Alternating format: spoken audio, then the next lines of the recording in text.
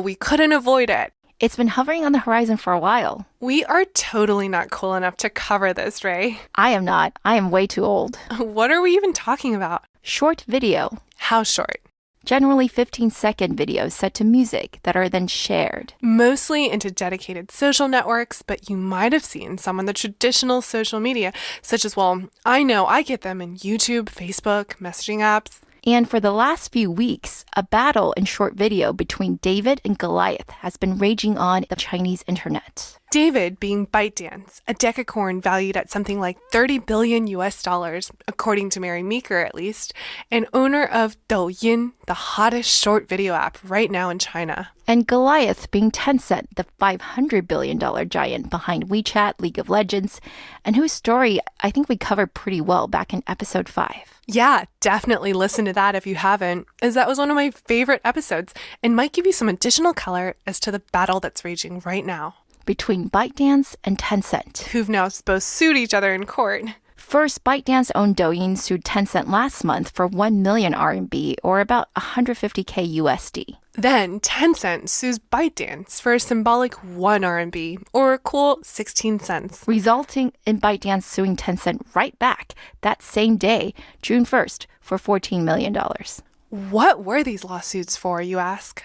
It's a very long story. So make yourselves comfortable, and we'll tell you guys how it all came to pass.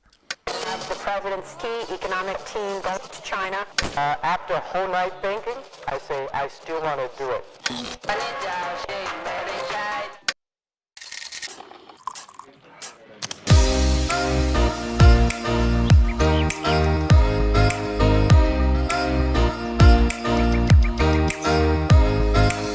Hi everyone, we are TechBuzz China by Pandaily, powered by the Sinica Podcast Network. We're a new weekly podcast focused on giving you a peek into what's buzzing within the tech community in China. We uncover and contextualize unique insights, perspectives, and takeaways on headline tech news that don't always make it into English language coverage. TechBuzz China is a part of Pandaily.com, a new English language site that tells you everything about China's innovation. I am one of your two co-hosts, Ray Ma, and I wasted many hours on these short video apps this week, so you don't have to. And I am your other co-host, Ying-Ying Liu. We'd like to take a sec here to give a shout out to some of our listeners who've written in. A huge thank you to Matt from Chicago, who took the time to write us our very first review so far on iTunes. Thanks for the 5-star. And also Joyce Yang from Global Coin Research. Please, guys, write us more reviews. It's super helpful.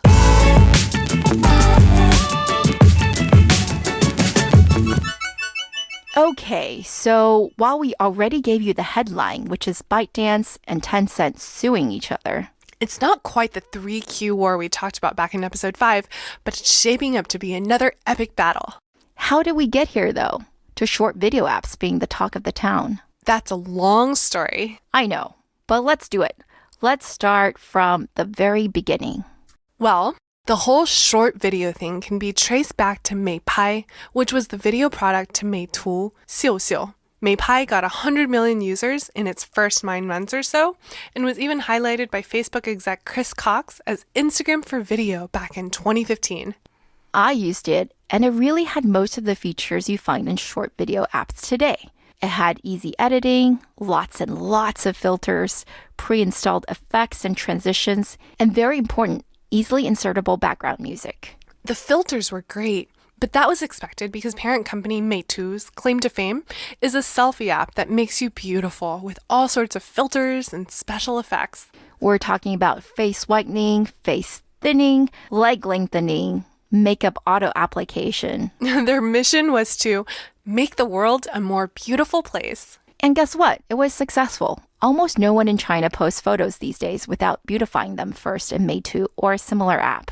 But if you want to know more about it, it's a public company in Hong Kong now, so there's a lot of info online.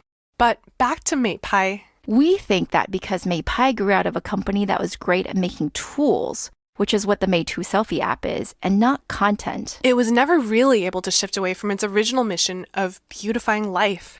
Its content was mostly beautiful people, whether they were naturally or artificially so, sharing beautiful moments that they were having in the world. Now, step in a company called Xiaokaxiu, which literally means supporting cash show. Within just 2 months, Xiaokaxiu hits the #1 spot for free app downloads in China. It basically worked very much like the app Dub Smash. Dub Smash was an app that allowed you to dub over popular soundtracks with your own video and send it to your friends. The Xiaokaxiu team used a lot of celebrity and KOL, aka influencer, marketing in the beginning, which helped a lot with initial traction, but didn't work well in the long run because it was just too difficult for the average Joe to compete against real stars doing dubs. Kind of ironic given the app's name, but something we're highlighting here because it's relevant to their successors, especially Kuaishou, which plays a prominent part later in this story. Anyway, there was a huge opportunity here, and one that was especially obvious after Meipai, Xiaokaxiu, and a few others actually rushed to the top of the app charts, but fall back down. As Lei Jun would say, even a pig can fly if it can find a place in the eye of a storm. And this was definitely some storm. Although for most of 2016 and the first half of 2017, this wasn't the storm most pigs were rushing into because the bigger storm was in... Ta-da! Live streaming! Mobile live streaming. Which we went over in detail in episode 7, so please go back and listen to that because that is super interesting. Can I just say here that I really love telling listeners to go back to prior episodes? It feels like we have sort of a whole body of work already. Totally, me too. Yay! Okay, but back to live streaming. So while that was heating up the Chinese market and taking up free time of Chinese youth in 2016 and 17, US teens were all over this app called Musical.ly, which was, very ironically, made by a team of grown-ups in Shanghai who had failed at their first edtech product and by chance stumbled upon the idea of a video app for people to make music videos lip-syncing to their favorite music. Aha, short videos. Kind of like that app we mentioned earlier, Dub Smash. Actually, pretty much the same. Wired even called Musical.ly the new Dub Smash. Although that's really not to take away from Musical.ly's innovations because the two definitely had differences. Musical.ly was a social network from the get-go, while Dub Smash began as more of a messenger. But the biggest difference, Ray? Musical.ly got to 200 million users and was bought for around $1 billion at the end of last year. By none other than Bytedance, aka Toutiao. That's because Bytedance, being the growth-hungry company that it is, wasn't satisfied with the dominance of its flagship news product, Toutiao. It wanted other amazing products in its portfolio. Bytedance, by the way, constantly experiments with new products, including longer-form professionally made videos, as well as live streaming quiz shows, HQ style. The core theme here being that Bytedance is really good at building content-driven social platforms. It's also really good at monetizing them, usually through advertising, and had something like 2.5 billion USD in revenues last year. And so, 1 full year before it acquired Musical.ly, in September 2016, it had launched Douyin, which was very similar to Musical.ly but targeted at the domestic market. It basically cloned Musical.ly before then buying it. Those of you outside of China right now might know Douyin by a different name, TikTok. But in China, it's known as Douyin. Douyin, by the way, literally means trill, like the musical term. But we can't talk about Douyin without talking about Kuaishou, its nemesis. Not its only nemesis for sure, but a main one. An arch rival, if you will. Because like anything in China, no good opportunity goes unobserved. Back in 2013, Kuaishou, which means quick hand, had already launched and gotten popular in tier 3 and 4 and even 5 cities in China. I think those are just villages and farms at that point, not actual cities. Well, whatever. An ex-Googler saw the opportunity for short, very short video content to entertain these villagers. And he was so successful that in the summer of 2015, a famous marketer said that when he was visiting Foxconn factories, he saw that many factory workers only had 3 apps installed on their phones. And Kuaishou was one of them. Unfortunately, though, for Kuaishou, their user base was not well liked by most brands. And not least because the users tended to favor certain types of content. Ones that involved eating weird things, dancing weirdly, or just other stuff considered unsophisticated and quote-unquote low by city dwellers. But were super popular anyway. And if you remember from our episode 7, this audience, comprising well over half of China's population who don't live in tier 1 and 2 cities, really likes live streaming. And so while Kuaishou's high growth comes from the short videos, its revenues mostly come from live streaming, some gaming, and a little bit of ads. Despite its lower-end user base, though, Kuaishou itself has some great pedigree. It's seed invested by Morningside, one of the best VCs in China, and followed on by Sequoia, DCM, Shunwei, Baidu, Lightspeed. And guess what? Its latest round was $1 billion, led by none other than Tencent, at a supposed $18 billion valuation in January of this year. And it just bought animation and video streaming platform AC Fun like yesterday. Literally yesterday. So things are going good, but Kuaishou is still very, very worried. About Douyin? Yes, because despite starting a full 3 years later, Douyin is catching up really fast. A year ago, when Kuaishou was already at 40 million DAUs, Douyin only had a few hundred K. Fast forward to this April, Kuaishou's MAU is 220 million, but Douyin's is really not very far behind at 160 million. Plus, Douyin's audience is generally regarded as more upscale, i.e., simply richer. The saying goes, Northerners watch Kuaishou and Southerners Douyin. 北快手, 南抖音. Because there is this long-standing stereotype that Northerners are less sophisticated, whereas Southerners are into lifestyle and finer things. Northerners chomp on raw garlic, and Southerners, that's you and me, Ray, sip on lattes. That's right. Ridiculous stereotypes, but you get our point regarding the different user bases. Douyin was also really smart to seize the branding opportunity from sponsoring the wildly popular TV show competition, The Rap of China last year, which many credit for their initial rise. It has also created a lot more memes than Kuaishou. For example, when I was in Xi'an last month, everyone was telling me to go to this particular restaurant where after you drink rice wine, you smash the bowl it was held in. Sounds like old school kung fu movies. Yeah, totally stupid, but also totally viral. How does that make money, though? Well, when it reached 1 billion views a day last August, Douyin began to collect advertising revenues. Besides the normal types of ads you would expect, it also put in some native video ads from hit brands such as Adidas and Airbnb. It also does this contest concept where brands can start a video contest. A popular one, involving the hot pot chain Haidilao, resulted in orders of one particular ingredient to spike 17%. Whereas Kuaishou, as we've said before, is not so good at this. But what both companies seem to recognize is the need for more and better content.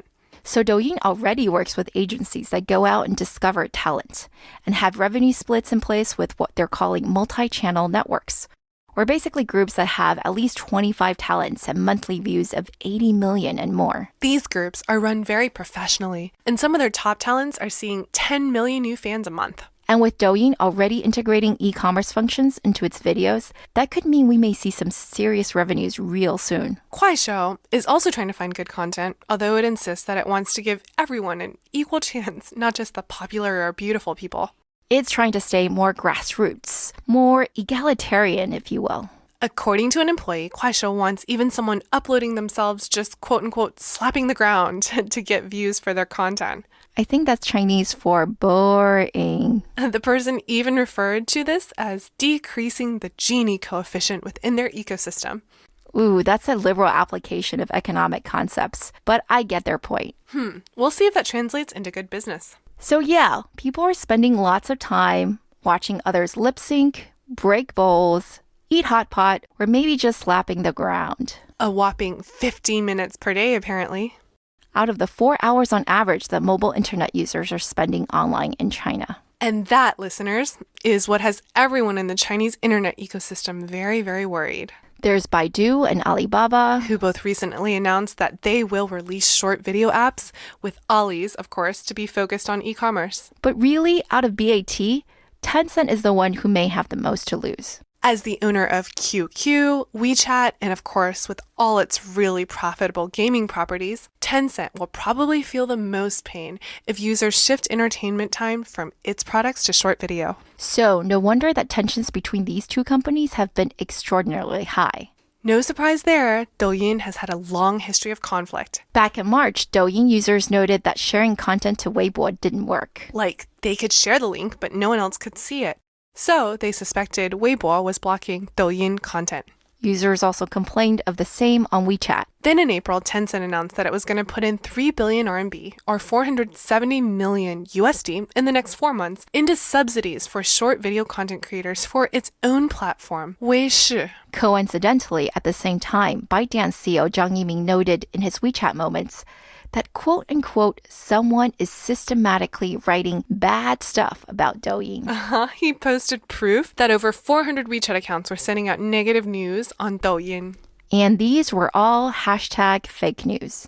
The clickbaity articles basically said that Douyin was ruining people's lives. One WeChat article in particular said that I was ruining children's lives and was titled, Douyin, please let our children go. Right, that article focused on children replicating dangerous stunts from online, which Douyin claimed were not from their platform. And although this article wasn't from Tencent, but from a third party with a WeChat official account, Douyin sued Tencent anyway for 1 million RMB. Things then became even more heated when in late May, Douyin wrote this official open letter titled, Friends of Douyin, we are sorry. The letter basically had screenshots that showed how Douyin's videos had been censored on WeChat and given an inappropriate content warning. But it got really, truly crazy when Bytedance, through its Toutiao news app, pushed a headline that said, How many documents, which in this case they're referring to policies and regulations, will it take before Tencent stops? Stops what? Exactly. Weird title, right? Well, that's because the original title is actually, How many documents will it take to rein in the damage that online gaming is doing to our youth? A mouthful, certainly, but it did not mention Tencent in the title. It was an article written by Xinhua Net, an affiliate of China's state-owned news agency, and it really was quite a scathing essay on Tencent's addictive games and their horrible effects on youth. But again, it did not have Tencent in the title. In Toutiao's defense, it does look as if Baidu might have changed it in their news app first, both the title and attributing it to the state-owned agency instead of the affiliate. Given that Baidu and Tencent are definitely not friends, that's not really surprising. But unfortunately for Toutiao, they are the #1 leader in news, and so when they pushed out the article with Tencent in the title, it did way more damage and really pissed off Tencent. Like, really pissed. Because earlier this week in Beijing, Tencent sued Bytedance for 1 RMB or 16 cents, specifically mentioning this article and also the letter earlier, alleging defamation and asking for a formal apology. But wait! It gets better, because the same day, June 1st, Bytedance fought right back with a 90 million RMB or 14 million USD suit for anti-competitive practices. Which, as we know, if you go back to episode 5, is not the first time Tencent has been sued for such. Whew! But now at least, we're finally all caught up on the story. Yep, finally. But what will happen next? Well, we haven't seen Tencent be this aggressive for a while with anyone not named Alibaba or owned by Alibaba, so who knows what they'll do. Yeah, and because it's content, and because content rules in China are incomplete, and censorship is very real, I think it's not going to be that difficult for Tencent to screw over Bytedance if it wants to. Right, content is really, really tricky. Bytedance knows that really well too, because one of its other content apps, 内涵段子, got shut down earlier this year, which is a story we covered way back in episode 1. So long ago. I know, so long ago. But that means with Toutiao, the news app, pretty much saturated in China, and 内涵段子 shut down, Douyin is really carrying the burden of Bytedance's growth at this point. So I think Bytedance has no choice but to fight back. Against Tencent, the Goliath. Remember, it's not just Tencent here, but also Tencent invested Kuaishou and all the other internet giants we mentioned who are launching their own short video apps. There is a potentially large revenue opportunity in short video that Douyin and Kuaishou are just scratching the surface of. And which still seems up for grabs. So if you think video is the future, which I certainly do, then you should pay attention to this fight. Who will win? Well, for my part, I hope no one, because I think watching lip-syncing videos is a waste of life.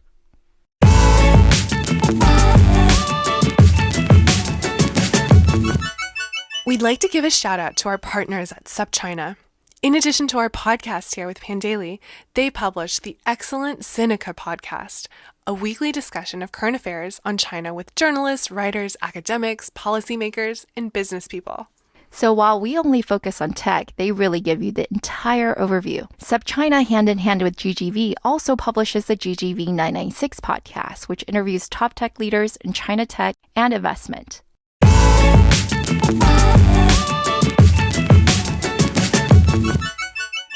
Okay, that's all for this week, folks. Thanks for listening. We really enjoyed putting this together and are always open to any comments or suggestions. You can find us on Twitter at the Pandaily, and my personal Twitter account is Rayma, spelled Ruima. My Twitter is spelled Ginyy again. We will be back here same time next week. TechBuzz China by Pandaily is powered by the Sinica Podcast Network. Pandaily.com is a new English site that tells you everything about China's innovation. Our producers are Carol Yin and Kaiser Guo.